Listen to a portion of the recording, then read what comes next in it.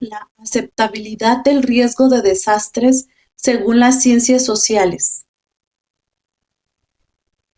Capítulo 2. El surgimiento de una nueva subdisciplina.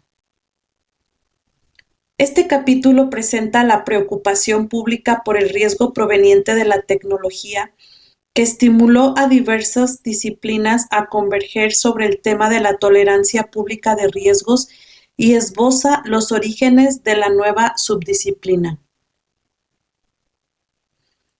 Los historiadores y filósofos de la ciencia están interesados en los orígenes de conjuntos particulares de ideas. La subdisciplina de la percepción del riesgo proporciona un caso contemporáneo interesante.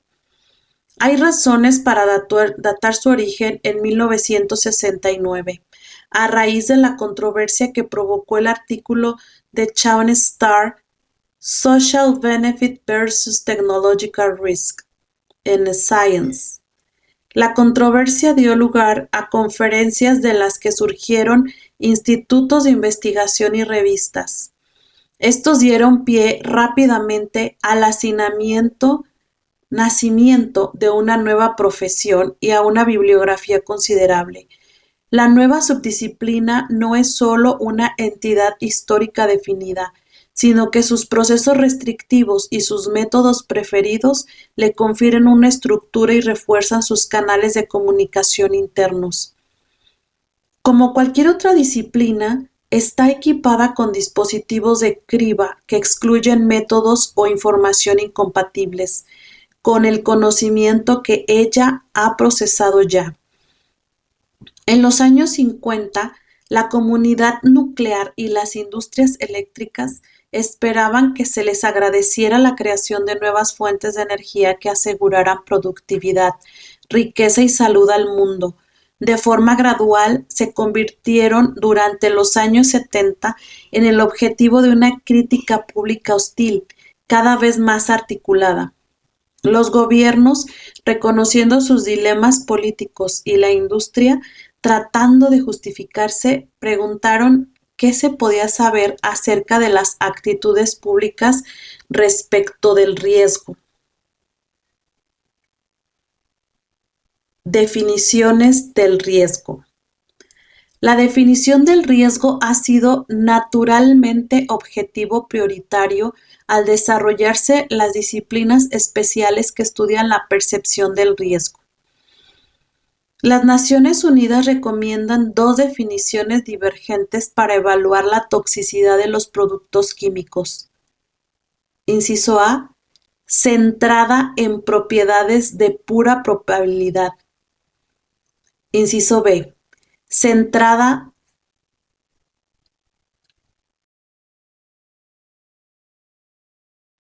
Inciso B, centrada en propiedades de utilidad. A. El riesgo es un concepto estadístico y ha sido definido por el Comité Preparatorio de la Conferencia de Naciones Unidas sobre Entornos Humanos como la frecuencia esperada de efectos indeseados que nacen de la exposición a un contaminante. No se incluye aquí el intento de definir el grado de daño. B. La mayor parte de la bibliografía sobre esta cuestión comienza con la tesis de que cabe estimar el riesgo R como una clase de producto de la probabilidad P del evento que regula la gravedad del daño D, o R es igual a P por D. Campbell, 1980. Los beneficios entran en esta ecuación porque trata la seguridad como una medida de la aceptabilidad de algún grado de riesgo. Las dos definiciones conllevan implicaciones políticas diferentes. Al concentrarse solo en frecuencias probables de malos resultados, la primera definición no da quebraderos de cabeza a los encargados de elaborar una política sobre cómo comparar los daños con los beneficios, y algunos autores afirmarían que ello evita de forma inteligente las pretensiones científicas de los cálculos de utilidad. Es interesante constatar que la idea de que el riesgo significa solo probabilidades de perjuicio está muy extendida, incluso desde el riesgo-beneficio. Es un método comparado deliberadamente con el análisis del costo-beneficio. ¿Qué significa riesgo razonable? ¿Qué son los niveles de riesgo aceptables? ¿Es contrario al riesgo el público americano? ¿Cómo se compagina esta nueva imagen de la aversión al riesgo con la favorita vieja imagen del estilo de vida americano según la cual los emprendedores se hacían ricos corriendo riesgos? ¿Percibe de forma diferente el riesgo el público profano que los expertos y, en caso de discrepancia, cómo se puede reducir? ¿En qué medida es nueva la confrontación de las industrias implacables y un mundo temeroso? Las interrogantes evocan la invectiva de Blake contra los cuales los crueles propietarios de fábricas del siglo XIX. Si esta perspectiva da la analogía correcta, una regulación estricta sería sin duda conveniente, pero la regulación es costosa, así como son las medidas de seguridad. Entonces la cuestión se amplía a la asignación de los costos de una producción segura y de ahí a los méritos y deméritos generales del crecimiento económico. El desarrollo industrial jamás elimina del todo los peligros. Al excluir una fuente de peligro, introduce otra. El asbesto fue en un principio un gran descubrimiento para comprobar los daños de un incendio. El plomo era un medio para suministrar el continuo abastecimiento de agua. Quizá la solución correcta era rechazar el crecimiento económico. Solo si toda la nación fuera de una misma opinión sería más clara la tarea del gobierno. La educación del público debe reducir el desacuerdo. Encuestas tempranas muestran que los trabajadores de cuello azul son en su mayoría favorables a la energía nuclear para fines pacíficos. ¿Indica esto que un gobierno paternalista debería educarlos para que se distanciaran de sus propias visiones miopes? El movimiento obrero oficial en Norteamérica está dividido en torno a esta cuestión. La gente preocupada por el medio ambiente fue considerada en un primer momento como una élite de clase media interesada en preservar sus vacaciones en la montaña o como una población rural interesada en sus propios patios.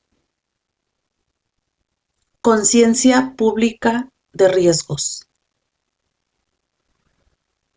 Un número considerable de sondeos de opinión y otras investigaciones documentan este asunto, pero los resultados tienden a no ser concluyentes.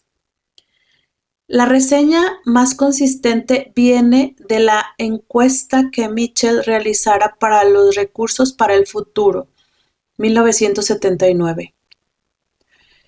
En 74 a 76 se pensó que el grupo de presión proambiental se diferenciaba ligeramente del resto de la población por ser más joven, con niveles más altos de ingresos y de formación, y con un estatus profesional más alto. Los miembros de las organizaciones proambientales, una proporción muy pequeña del gran público, mostraban estas distinciones mucho más que el grupo más amplio de los simpatizantes del movimiento promedioambiental. Entre los simpatizantes del movimiento contra la energía nuclear, las mujeres estaban más comprometidas que los hombres. La encuesta realizada por el New York Times y la CBS de 1981 detectó que el movimiento promedioambiental tenía las siguientes características: joven, urbano, y personas que vivían en las costas este y oeste. No detectó qué ingresos, formación, raza, identificación con un partido o posición ideológica afectaran de forma significativa al apoyo de políticas ambientales. Varios investigadores han insistido en las limitaciones del conocimiento público de riesgos, que los individuos sobreestiman de forma caprichosa algunas categorías de riesgo y subestiman otras, que el público tiende a sobreestimar peligros de sucesos infrecuentes y a subestimar los eventos comunes, que en contextos familiares el individuo privado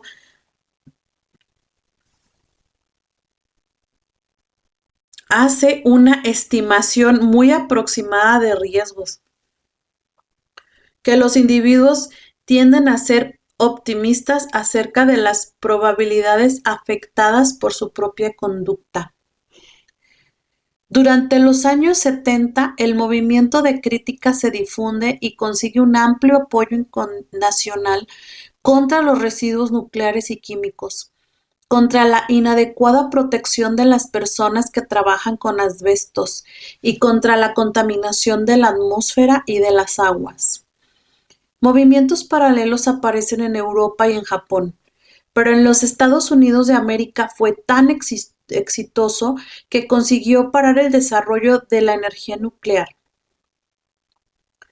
Casperson, 1980, escribió: "El futuro de la energía nuclear se encuentra en una encrucijada crítica. Si no se encuentra dentro de unos pocos años una solución socialmente aceptable y realizable al problema de los residuos nucleares, es probable que el crecimiento de la energía nuclear como fuente de producción de energía termine por detenerse en USA y en otros muchos países". Alvin Weinberg, 1982, en defensa de lo que considera una industria en riesgo, propone investigar y educar para prepararse para una segunda era nuclear, asumiendo que la primera era está ya cerrada. En los Estados Unidos de América, Suecia, Austria, Noruega y Dinamarca. Sin embargo, la industria medra en otros lugares. La perpleja comunidad nuclear desea saber por qué ha llegado a ser tan impopular.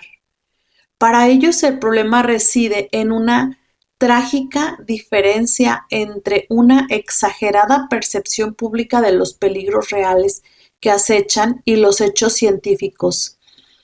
Para el público no indiferente existe una diferente discrepancia trágica según la cual la otra parte ha exagerado la seguridad.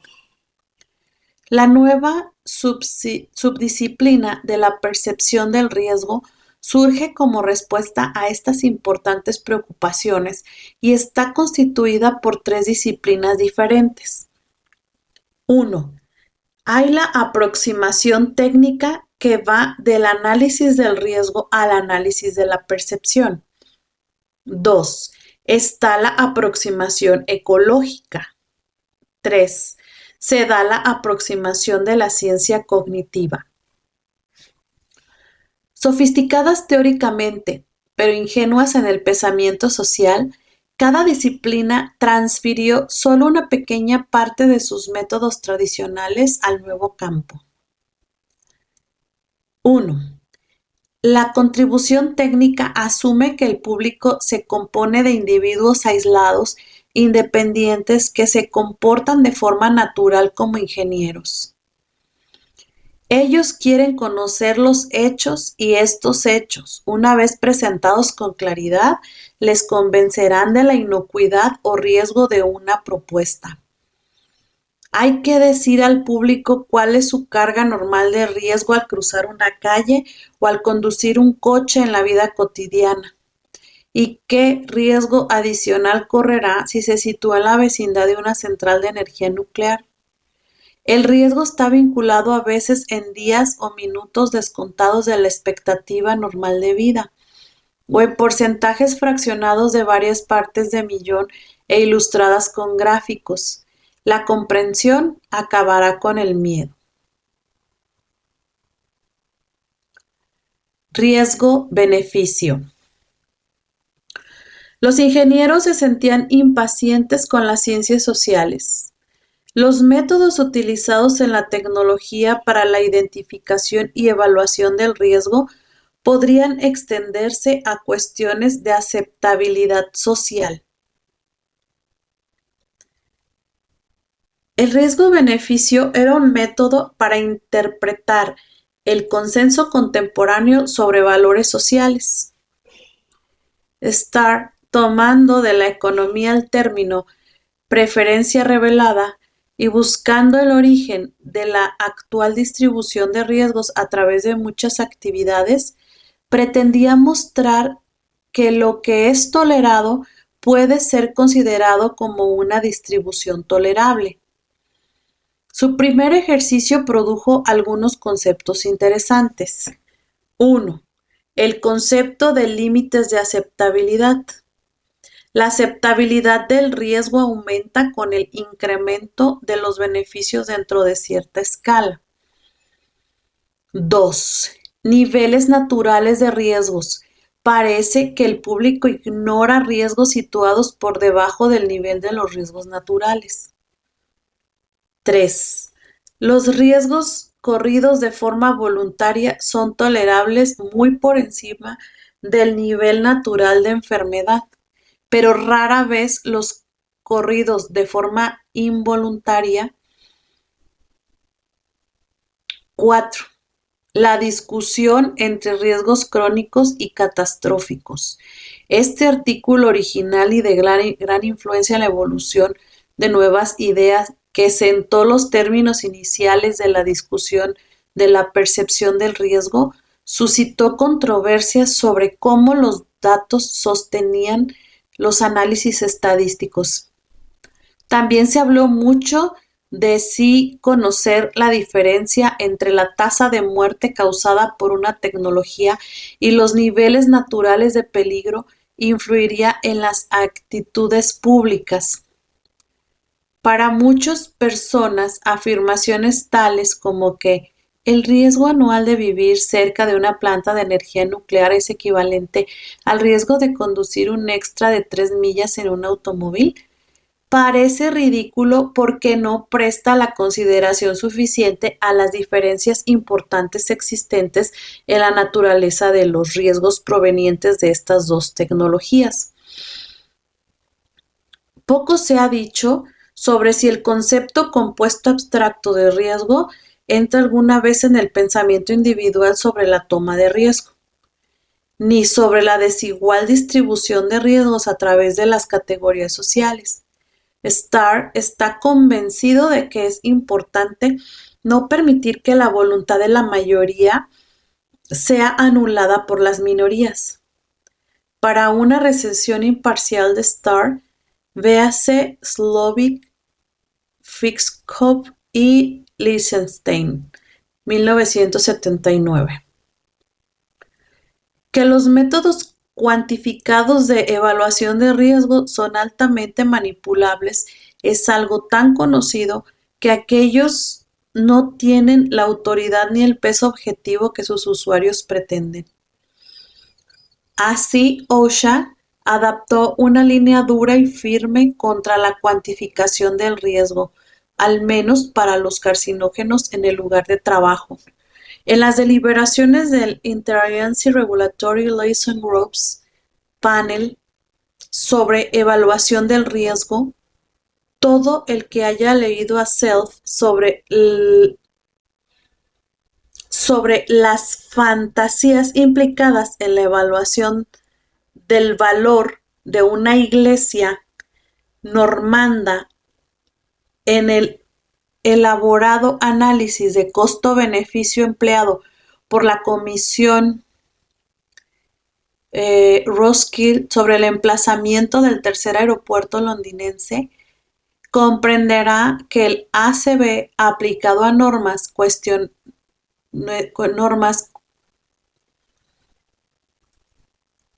amplias cuestiones sociales cayó en grave descrédito en Inglaterra desde 1970. La crítica del planteamiento de Starr es un tema unificador para los estudios iniciales de la percepción del riesgo. El resultado no ha apaciguado los temores públicos, sino que ha provocado una acalorada serie de reproches contra la irrelevancia e inexactitud de tales medidas. Crítica del riesgo-beneficio. Para hacerse una idea de la mistificación y del furor, léase el informe de Ihaber 1978 al Canadian Atomic Energy Control Board y su artículo en Science 1979, en el que se argumentaba que las fuentes de energía nucleares son más seguras que las convencionales. El informe de Ihaber es una ciénaga de errores, incluye doble cómputo, uso y abuso altamente selectivo de datos, hipótesis insostenibles, inconsistencias en el tratamiento de diferentes tecnologías y confusiones conceptuales. La corrección solo de sus mayores errores transforma sus resultados, trasladando los límites superiores de los riesgos nucleares para la salud pública y ocupacional a la parte más baja de la escala de incertidumbre para el carbón y el petróleo, dejando caer los riesgos sanitarios de las fuentes no convencionales al punto medio de la escala de incertidumbre para las nucleares, propagando un análisis plagado de distorsiones, errores e inconsistencias. Ihaber ha desarrollado, en lugar de iluminar, incluso la parte circunscrita del problema del riesgo que ha abordado. En Gran Bretaña, Sir John Hill, presidente de la Atomic Energy Authority, declaró en 1976 que el debate sobre la energía nuclear trataba en gran medida sobre problemas inexistentes, el debate público de ciencia ficción. La credibilidad de los juicios expertos sobre el riesgo está en duda. Central para evaluación pública del riesgo es el recelo respecto de la industria, la utilidad y el compromiso regulador de reducir y minimizar sus riesgos. La investigación ecológica arranca con la obra de White sobre desastres por inundación. Se ha mantenido un flujo constante de crítica de la teoría y análisis de situaciones de riesgo, en especial por parte del Centro de Tecnología, Medio Ambiente y Desarrollo de la Clark University. Sus estimulantes publicaciones y, sobre todo, la revista Environment se han ocupado de muchas cuestiones centrales de hechos, interpretación y ética, y han elevado el nivel del debate público sobre el riesgo de la tecnología en lo concerniente a la percepción del riesgo. La base teórica de este planteamiento no está muy desarrollada, salvo para un modelo ecológico de respuesta al riesgo. Según este modelo secuencial, diferentes sectores del público, como comunidades de plantas e insectos, atraviesan los estadios de un ciclo vital evolutivo, haciendo frente y adaptándose de forma sucesiva a los diversos peligros. Este enfoque pone diligencia en distinguir entre los términos peligro y riesgo. En verdad, el cambio de terminología ayuda a salvar la diferencia entre la ecología de las plantas y la ecología humana, puesto que cabe decir que los elementos que viven en la primera relacionan a los peligros mientras que no actúan, por definición, como agentes racionales calculando riesgos. Además, la evaluación de las probabilidades combinadas de que se dé un caso y la magnitud de sus consecuencias son una forma de cálculo demasiado especializada como para ser útil cuando se piensa sobre las preocupaciones de la persona ordinaria. En este enfoque, los inputs de información y experiencia tienen su origen en outputs de opiniones modificadas. Se han elaborado modelos epidemiológicos de contacto con la información y modelos evolutivos de experiencia con peligros. Se han ordenado y clasificado los peligros según sus características percibidas. Variaciones en la respuesta pública a sucesos dramáticos o de menor importancia, tales como los desastres repentinos que matan a cientos de personas o procesos largos, lentos, desastrosos, con desgracias que ascienden a cientos de miles a lo largo de los años. Producen perfiles diferentes de las características del riesgo de los acontecimientos y permiten establecer componentes entre los peligros observados y los reales. Crítica del enfoque ecológico. Torrey sostiene que la llamada ecología humana ha prestado escasa atención a los seres humanos. En su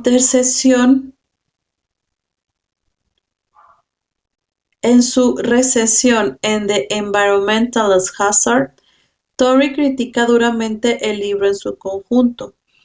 De los protocolos de la revista de White que mantienen constante la cultura y la organización social, dice: con todo, lo que los individuos hacen o dicen que hacen en cuanto a proteger la seguridad de su mundo depende en un gran número de factores que incluirán su posición social, nivel de formación cultural, acceso a fuentes de crédito, tales como las insertas en redes de parentesco, habilidad técnica, tamaño y diversidad de propiedades, opciones de empleo, exigencias de trabajo doméstico, pertenencia a organizaciones voluntarias, capacidad productiva del capital y compromiso con valores culturales y con convenciones religiosas.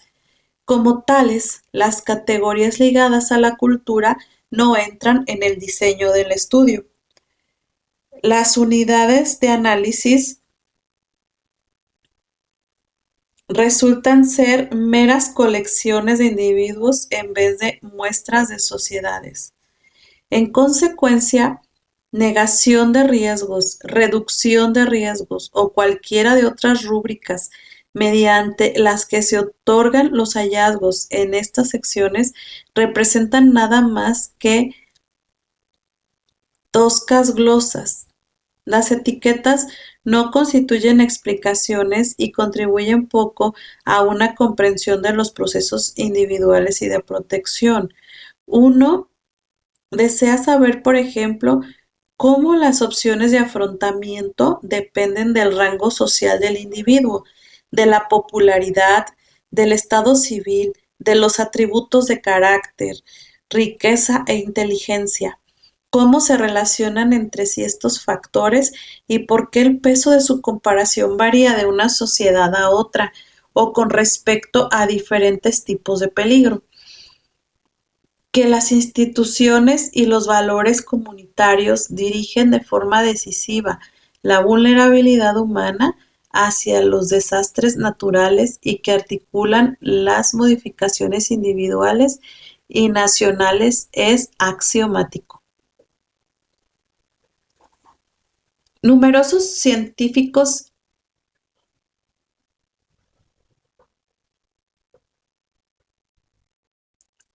en el planteamiento ecológico se toma el peligro como la variable independiente y la respuesta de la gente a él como la variable dependiente. El paralelismo entre las plantas y los seres humanos se debilita si no se conoce como dependiente el concepto de peligro. La gente cuya percepción es estudiada vive en un mundo construido a partir de sus propios conceptos, dentro de los cuales se incluye el concepto de lo que es peligroso.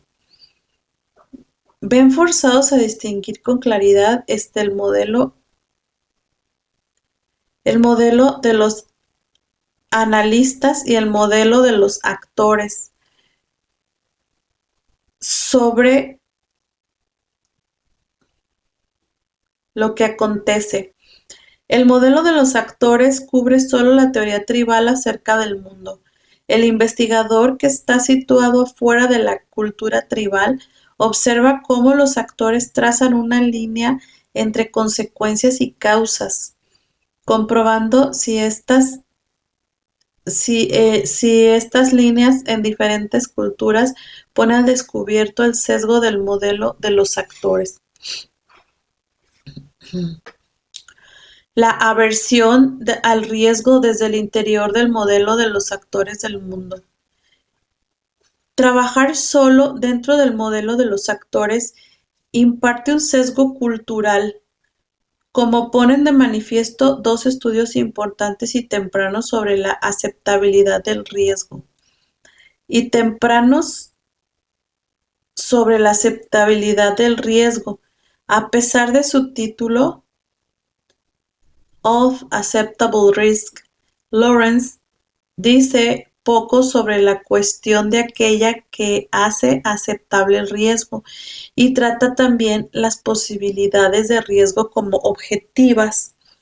Rowe ofrece la lista de los factores que influyen en la percepción del riesgo, prácticamente estandarizadas desde Starr, 1969, distinguiendo entre el punto de vista de la víctima y el punto de vista del beneficiado, entre expectativas de control, sometimiento involuntario e involuntario al riesgo, efectos sobre la percepción de la magnitud y la visibilidad de tipos de riesgo. Él no reconoce que si se admitiera la cultura como una variable, no se podría decir que la sociedad humana es generalmente adversa al riesgo, aunque muchas culturas exigen la búsqueda de riesgo. Rowe da a entender que la línea entre el desastre natural y el causado por el hombre no es problemática. Ha argumentado que los políticos y numerosos científicos sociales muestran una propensión cultural a asumir que la aversión al riesgo es general, una propensión que salvó el uso de la evolución temporal.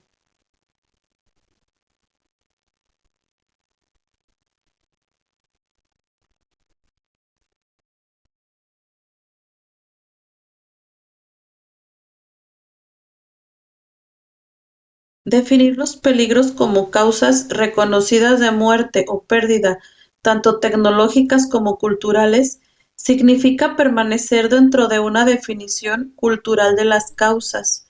Esto no deja espacio para considerar aquí la percepción, salvo de forma normativa, como algo que podría ser mejorado. Y todo el énfasis recae sobre la diferencia entre causas naturales y otras causas. Causas naturales. La línea entre las causas naturales y las causas creadas por el hombre están azotando siempre en un proceso social de asignación de responsabilidad. En consecuencia es una línea ondulante, intermitente, siempre en debate, que refleja sesgos culturales actuales. Elizabeth Beard, presidenta del Tribunal Supremo de USA, presentó recientemente diciendo que se debería rechazar la distinción entre condiciones artificiales o naturales.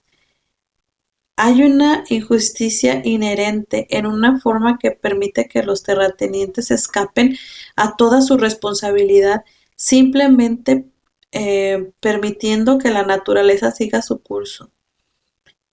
Eh,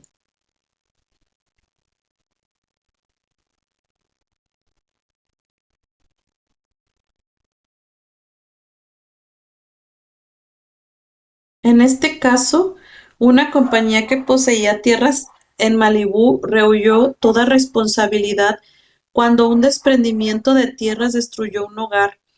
La compañía argumentaba diciendo que no se le podía responsabilidad de todo desastre natural, así como se alían las naciones de actos de Dios y actos del hombre. Otro tanto sucede con la distinción entre intención, accidente e incidente.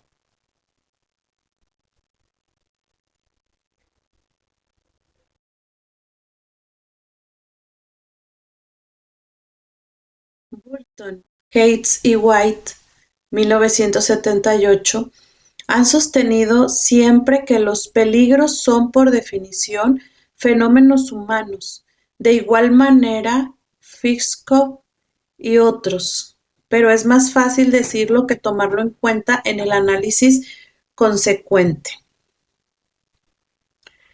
Incluso la definición de peligro como incapacidad de afrontamiento se ubica aún dentro del modelo de los actores, pero al menos esta definición conecta causas físicas y consecuencias físicas con la capacidad de afrontamiento de un sujeto racional. Esto está más próximo a una teoría de la percepción, ya que permite que las expectativas acerca del afrontamiento creen la cualidad de peligro, y una teoría de la percepción es necesaria para reflexionar sobre la aceptabilidad del riesgo. Afrontamiento. El énfasis sobre la capacidad de afrontamiento acompaña a un conjunto diferente de suposiciones sobre la gestión del riesgo. En vez de asumir como el ideal una reducción general del riesgo, Clark propone que la gestión eficaz de peligro debe tratar de incrementar la capacidad de tolerar el error y mejorar así la capacidad de asumir riesgos productivos. Centrar de nuevo el punto de mira en la capacidad de afrontamiento ayudaría a comprender los aspectos sociológicos y culturales en la percepción del riesgo. Parece muy plausible que la preocupación principal del sujeto perceptor sea si el afrontamiento es factible, difícil o imposible. No hay percepción hasta que los perceptores correspondientes codifican la información para la interpretación. Los economistas hablan a veces de la información como si fuera un agente activo que fluye, impacta, se pierde o es detenida por obstáculos en su senda.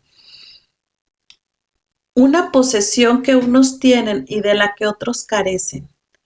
Estos hábitos de discurso repiten una teoría de la percepción vigente desde el siglo XVIII, la cual las impresiones sensoriales llegan a la mente del perceptor de la misma forma que una luz potente golpea la retina del ojo. Pero la información ni siquiera se convierte en información hasta que el perceptor no la ve y codifica de algún modo. La ciencia cognitiva ha tendido a dominar la percepción del riesgo, extendiendo sus suposiciones y métodos psicométricos a la totalidad de la escena. Esto significa que, desde un punto de vista técnico, el trabajo más sofisticado de la subdisciplina se encuentra bajo la égida general de la teoría del comportamiento racional, aceptando sus axiomas e hipótesis restrictivas. Véase capítulo 4. Aunque inicialmente los diversos tipos de trabajo aparecían unidos a diversos grupos de autores nombrados, Se ha dado entre ellos una tendencia creciente a converger, siendo coautores de las piezas primordiales expertos pertenecientes a diversas adscripciones. Cuando una disciplina establecida aborda un campo nuevo, algo acaece de forma inevitable a sus métodos. A veces se transfiere una regla empírica, a veces solo una metáfora.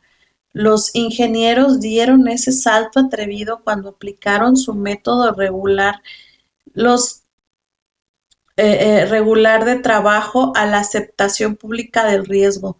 La mayoría de sus problemas de análisis derivan de no tomar suficiente conciencia de los cambios de metáfora.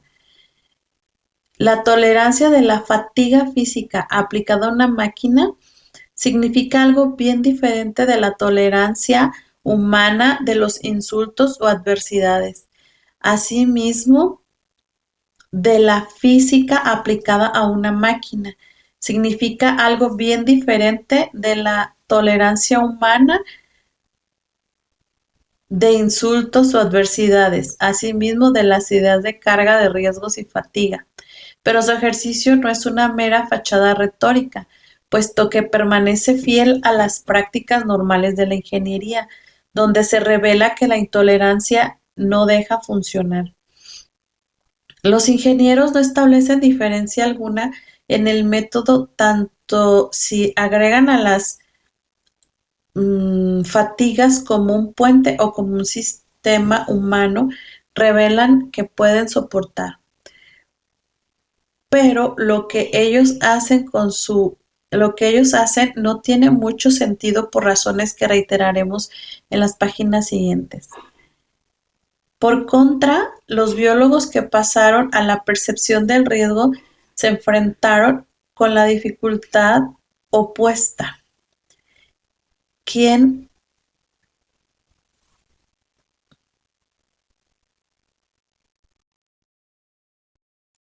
habiendo dejado atrás la mayor parte de su equipamiento teórico, ¿qué puede hacer un ecólogo si un ecosistema, que es un sistema sin limitaciones de recursos? Dichos biólogos utilizan una tosca noción de la percepción como si se tratara de ver qué riesgos hay y no de qué. mm,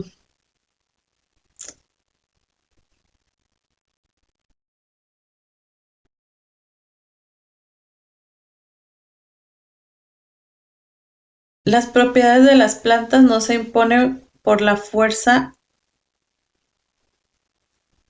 al ojo de los perceptores. Por eso, las importantes cuestiones y la percepción del riesgo nunca acaben.